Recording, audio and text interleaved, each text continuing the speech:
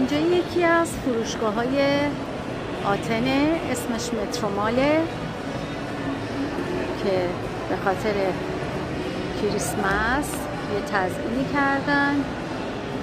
اینجا به احتمال زیاد شب برنامه است، موزیک زنده. شما زیباییشو دارید می‌بینید.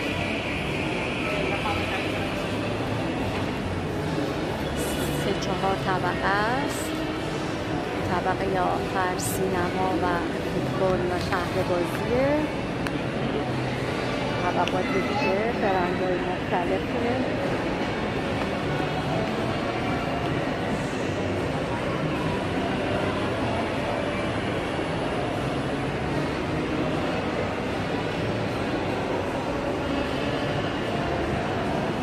سلام، امروز ما آمدیم فروشگاه پاپلیک، پاساژ مترومال، بلک فرایدی. اینجا قسمت موبایل هاست. البته همه چیز حراج نخورده، فقط بعضی از اجناس آف خورده.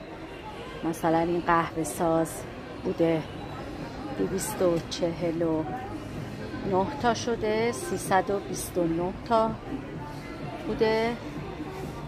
فقط بعضی اجناس آف خورده. این موبایل ببینید، این موبایل آف خورده.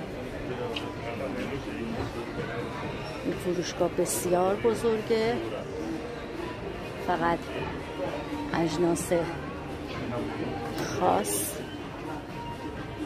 تخفیف خورده. اینجا طبقه آخر پاساژ هستش که سینما و فوتبال و قنادی، انواع اقسام غذاها